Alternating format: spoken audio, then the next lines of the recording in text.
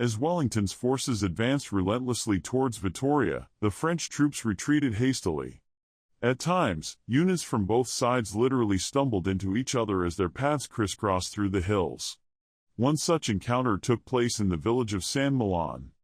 There, the lead brigade of Mackühn's division, caught resting, was suddenly and ferociously attacked by Vandeleur's brigade. As the French reeled under the relentless pursuit of the 52nd Foot, a second brigade inadvertently emerged from a narrow defile behind the 52nd. However, the 95th Rifles, following closely, quickly forced them to withdraw. The 52nd promptly turned and charged back while the 95th pressed forward on their rear. Surrounded and assailed from both directions, Mackühn's 2nd Brigade broke ranks and fled into the hills. This maneuver proved highly effective. Though nearly 300 French soldiers were captured, the remainder managed to escape and later reformed upon meeting raised troops in a nearby valley. If you enjoy this type of content, please like and subscribe. This is Gairdner's journal. These are his words. Let's begin. June 18, 1813. We received orders to march this morning at 4 o'clock with 1½ squadrons of hussars in front of the 1st Battalion of the 95th Regiment, which was to form the advance guard. The 1st Battalion, I hear, is to be stationed at Villanueva de Valdegovia, 1 league ahead of the rest of the division, which is to remain at San Milan de Zadornel. We were instructed to take only our mule and the tent mule for each company, leaving the rest at San Milan. We marched accordingly through El Baveda and past Tbilisi. The countryside here is even more beautiful than anything I have seen before. I can hardly conceive of a more heavenly landscape than that in which Tbilisi is situated.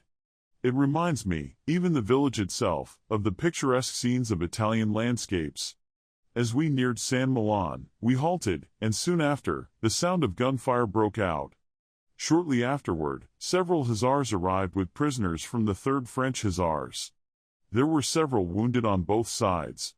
Soon, we understood that 2 regiments of cavalry and some infantry were positioned in San Milan.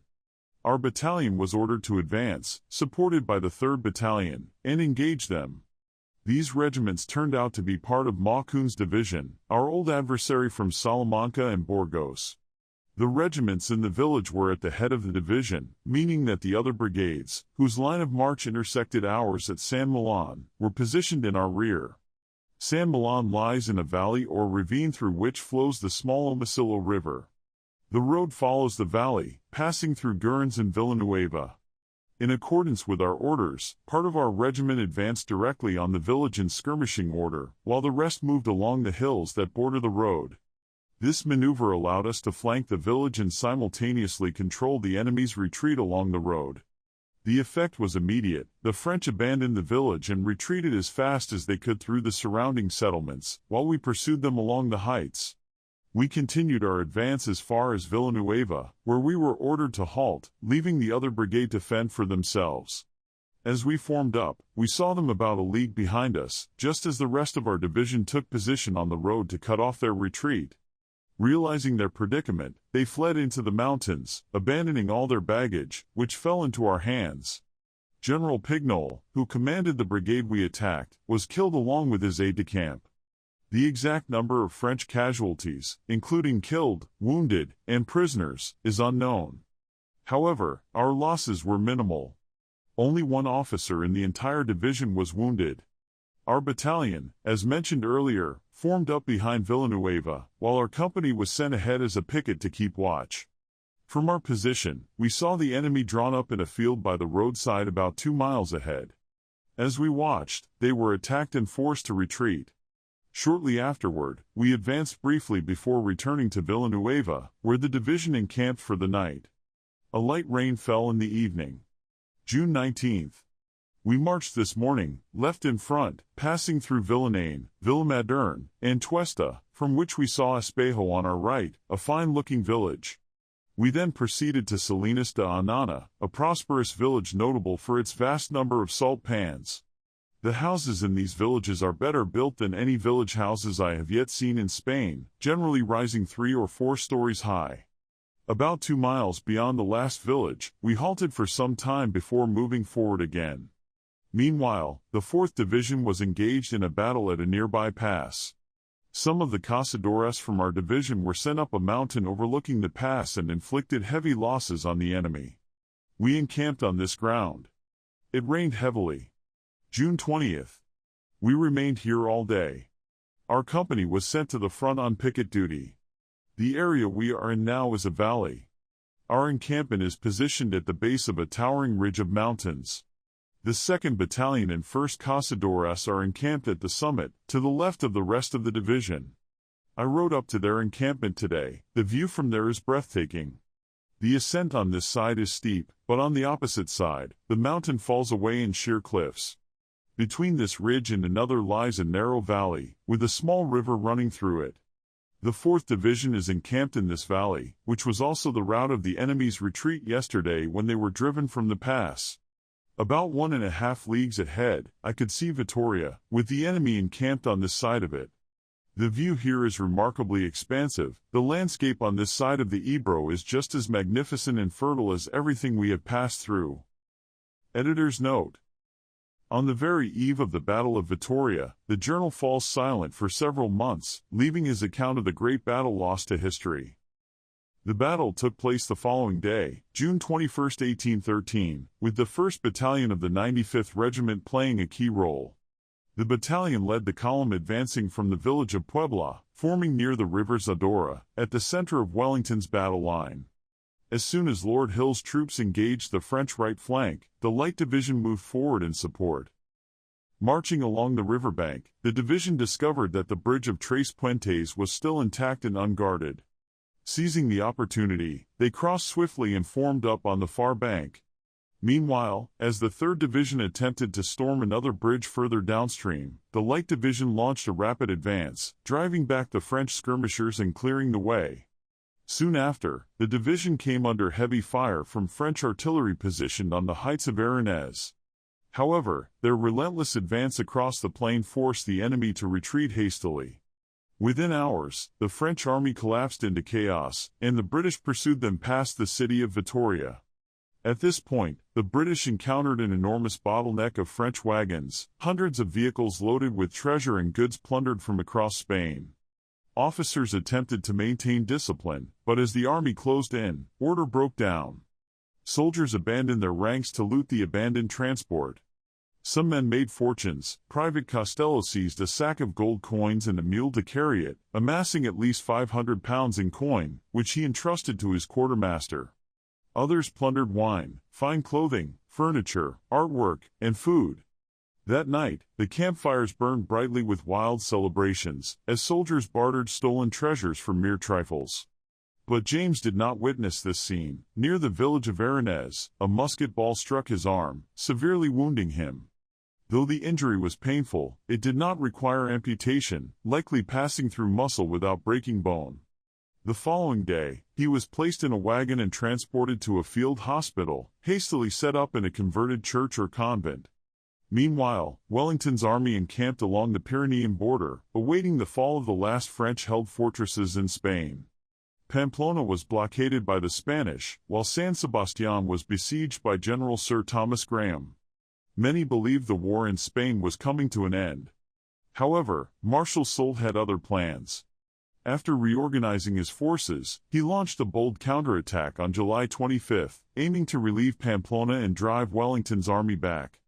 His offensive initially succeeded, catching the British off guard and forcing them to retreat from Roncesvalles and Maya.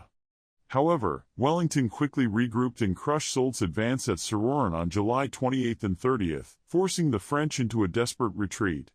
The Light Division joined the pursuit, capturing over 1,000 prisoners, though exhaustion prevented them from continuing the chase further. It is unclear how long James remained in recovery, but within a month, he had rejoined his battalion. By August 31, 1813, he was present to witness the storming and fall of San Sebastian. With Spain now secured, Wellington turned his gaze northward, to France. Wellington's army crossed the Bidassoa River near the coast, marking the French border at this point, while the Light Division advanced near Vera, pushing the French from several mountain redoubts, including the capture of the Great Rune. It is here that James' letters and diary suddenly resume, just as the advance over the Bidassoa was about to begin. To Miss Gairdner. Camp near Vera, October 6, 1813. My dear Laura, I received your letter the other day, for which many thanks.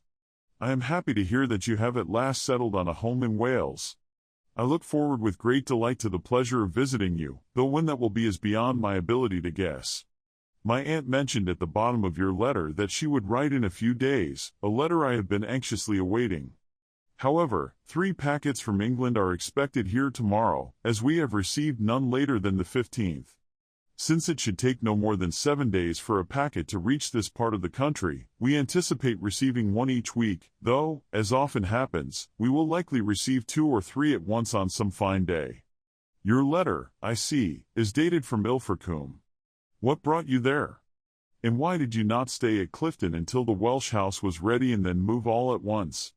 We have been in this position since the 2nd of August, and we are all thoroughly tired of it.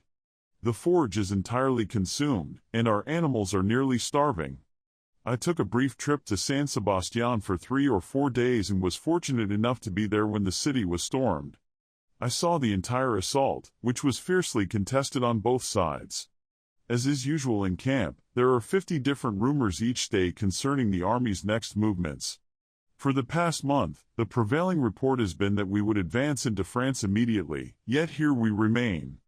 Today's rumor is that we will attack in 3 days, but I cannot see why we could not have done so just as well 3 weeks ago. Nor do I understand why, if we are to advance, we have waited so long, for we have more men here, including Spaniards, than the enemy does. However, time will tell. I sincerely hope we either attack them or they attack us, anything for a change, for I am heartily sick of seeing the same mountains and river day after day. We cannot even leave camp comfortably for any length of time, lest something happen in our absence. The terrain is so mountainous that, with our horses nearly starved, we cannot ride them. James Walker, as you know, was wounded in one of the battles resulting from Soult's attempt to relieve Pamplona. He is at Vitoria. I had a letter from him 2 days ago. He has been very ill with a fever, brought on by catching cold after being wounded, but he is now recovering well. Murray is in good health and is very fond of army life. My wound has at last healed, and the stiffness in my elbow has eased somewhat.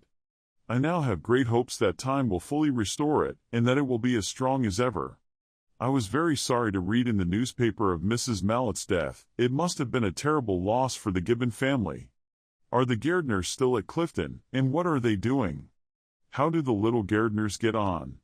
The eldest boy, what's his name, must be quite grown by now. Laura, I must say, you and your household are a lazy, idle bunch. You, the old lady, and Miss Jane, since she refuses to acknowledge her full name, write perhaps half a dozen lines once a year and believe you have done wonders. I know I am a poor correspondent, but I have 2 excuses which you do not. First, I am always on the move, and second, anything of interest here will already have reached you in the newspapers long before my letters arrive.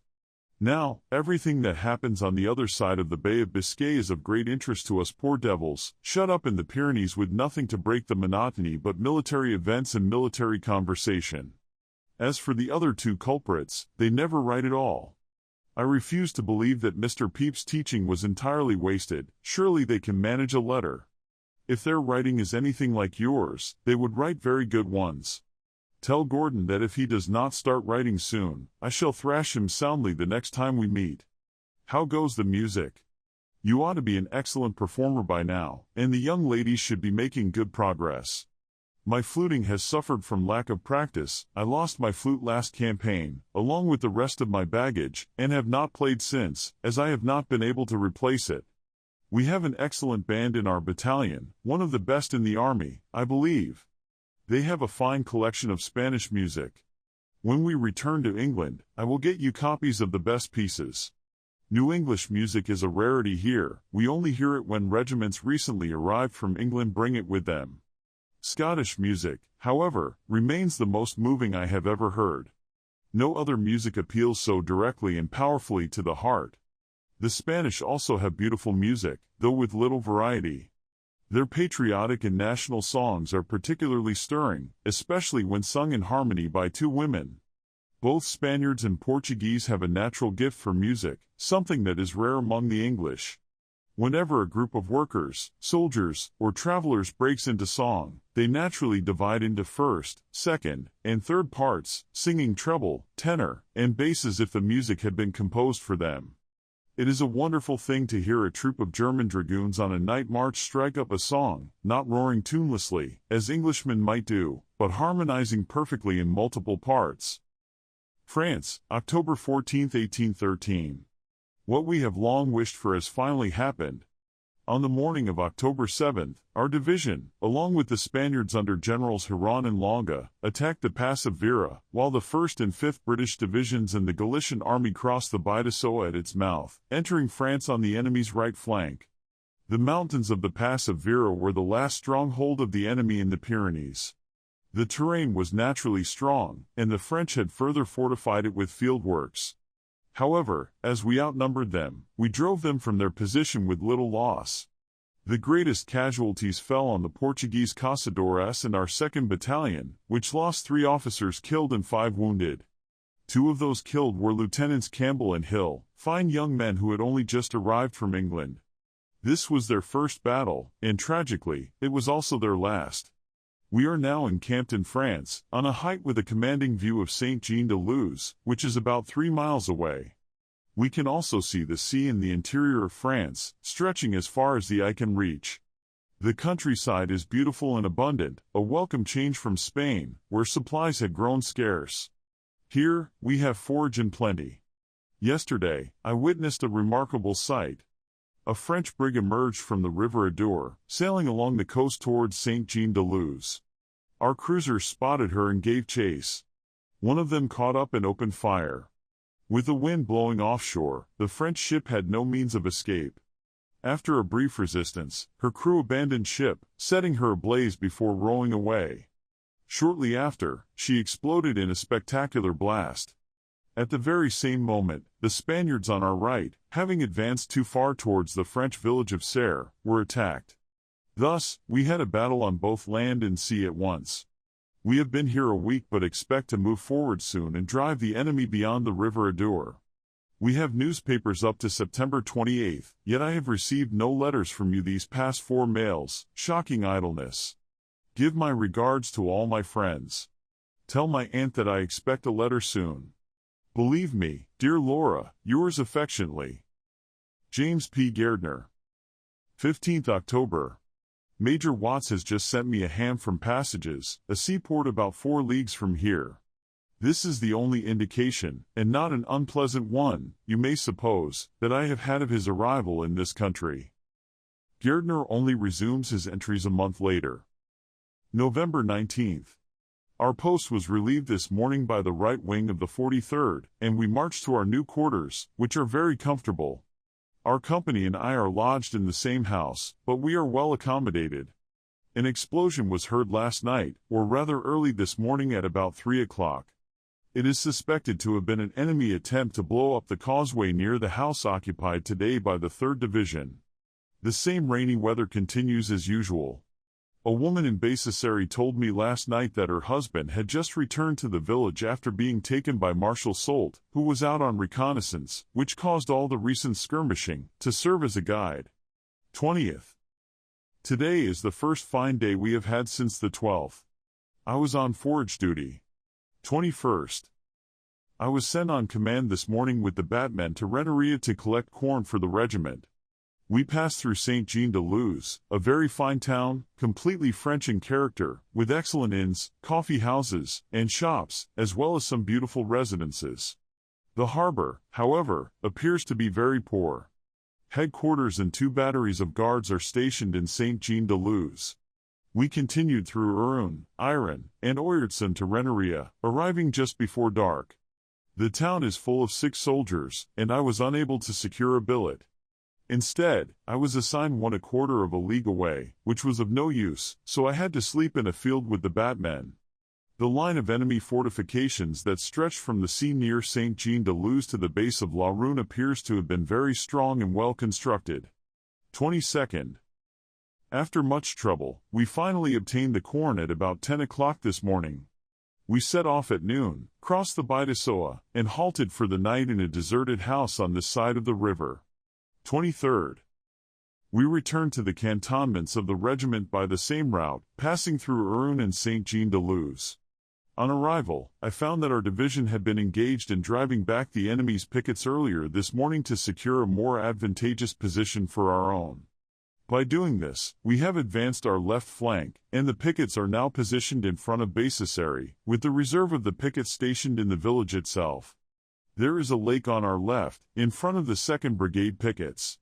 As a result of this movement, our battalion and the 3rd Battalion have had to leave our comfortable quarters and move into wretched houses near Chateau d'Arcanes. The 43rd Regiment, having pushed too far forward, suffered 1 lieutenant killed and a captain taken prisoner. 24th. I walked up to the pickets today. From one of the picket houses, there is an excellent view of Bayonne, which is between 2 and 3 miles away. The town does not appear to be fortified, except for fieldworks which the enemy is working hard to strengthen. There is, however, a citadel on the opposite bank of the river, which is regularly fortified and contains large barracks inside. A packet from England arrived while I was away on command, bringing glorious news from Germany. 25th. 26th. I received a letter today from an officer of the Heavy Dragoons, who are stationed on the Ebro. I drew a bill for £50 today at 6 per dollar. We are fortifying the Chateau Bassissery in the church, where the 3rd Battalion is posted. 27th. Our battalion relieved the outpost of Bassissery this morning. The new line of pickets is better than before, but our positions are ridiculously close together. Our company is on inlying picket today. Showery weather. 28th. This morning, we relieved the right-hand outlying picket. We have a vidette at this picket, alternating between a man of the 18th Hussars and a German Hussar. The French vidette, stationed only 40 yards away, is also a German, and when our vidette is German, they often converse together. Several French officers rode down to our picket today and politely saluted us. It was a rainy day and a very bad night. We have constructed abattis in front of our pickets. 29th. We were relieved this morning by the right wing of the 43rd Regiment. Another rainy day. 30th November to 2nd December. 3rd December. I went to Arbonne today on a board of survey. 4th December. Very ill last night. 5th December. Not quite well yet. 6th December. Fine day. I went to Saint-Jean-de-Luz and saw Colonel Bernard, who was badly wounded on the 10th but is now nearly recovered. Some pontoons passed through our cantonments last night. It is said that our right flank is to cross the Nive and advance as soon as the weather allows. 7th December. Our battalion relieved the brigade outpost at Bassissery this morning. A packet has arrived with more glorious news from the north. 8th December. Our company is on outlying picket today. The right wing of the army, consisting of General Hill's corps and Marshal Beresford's forces, including the 3rd and 6th Divisions, are set to cross the Nive and advance tomorrow. The pickets of the 3rd Division, stationed to our right, were relieved this evening by the 7th Division. We are not to be relieved until nightfall. That concludes the 7th part of the story. Thank you very much for listening. Please like and subscribe if you enjoy this type of content.